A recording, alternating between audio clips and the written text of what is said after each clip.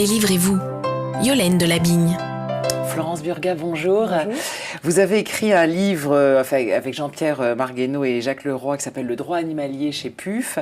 Et vous connaissez bien le sujet puisque vous êtes directrice de recherche en philosophie à l'INRA. La situation aujourd'hui de l'animal est quand même pas du tout réjouissante. Est-ce que demain, on peut espérer que ça aille mieux? On se dit qu'il y a des sensibilités, que les anglo-saxons nous influencent un peu plus. Est-ce que vous y croyez ou on fait semblant d'être optimiste? Alors, ce qui est certain, c'est qu'il y a une minorité qui grossit, de gens qui, tout à coup, à la faveur d'images souvent, découvrent des choses qu'au fond, nous ne savons pas, parce qu'aucune des filières qui utilisent les animaux n'a intérêt à montrer comment on fait un manteau de fourrure, comment on produit de la viande, comment on met au point des médicaments, comment on teste tous nos produits. Oui, mais voyez, je vous coupe, ça a bougé, parce que Brigitte Bardot avait montré ces images-là il y a encore 20 ans. Ça n'avait pas, sur France 2 en plus, oui, ça oui, n'avait pas bougé. Là, personne ne bougeait, et là, c'est fait, et là, tout le monde bouge. Donc, peut-être quand même que les gens veulent bien regarder. Alors, je crois qu'il y a une agrégation, en fait, de choses. Probablement, il y a 25 ans, 30 ans, 40 ans, ces images étaient isolées dans un paysage à l'intérieur duquel personne ne travaillait sur ces questions, personne n'y réfléchissait, personne n'en parlait.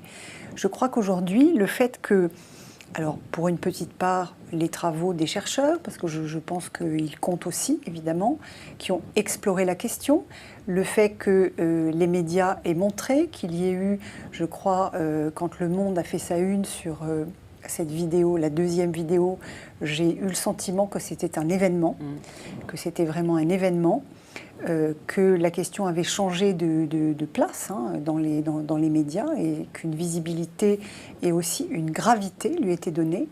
Donc je crois qu'aujourd'hui, il y a tout cet ensemble de choses qui fusionnent et qui font que ça fait un peu boule de neige et que la chose, du coup, existe un peu dans sa totalité. Et aussi, les associations de défense des animaux se sont beaucoup professionnalisées. Oui, c'est clair, c'est clair. Je crois qu'elles peuvent répondre à leurs interlocuteurs, elles connaissent leur dossier et elles surmontent l'émotion qu'il faut surmonter. Et Dieu sait que ça n'est pas facile sur ces sujets. Et elles savent gérer la communication, qui est absolument essentielle dans un combat comme ça.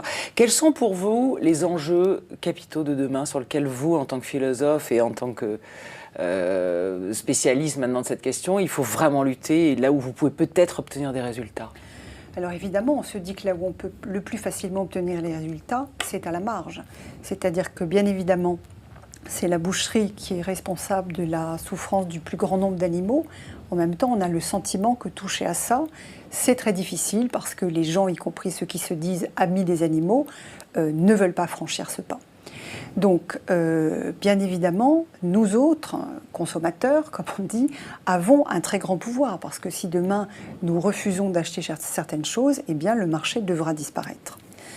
Donc je pense qu'il faut à la fois œuvrer à des améliorations, parce qu'il faut penser à la situation des animaux au jour le jour, oui, et donc ne pas mépriser les améliorations, pour autant qu'elles soient réelles. Et puis il y a évidemment des choses plus à la marge dont on peut se dire on pourrait les abolir facilement. La corrida, la fourrure, les animaux dans les cirques, les zoos qui n'ont plus de raison d'être.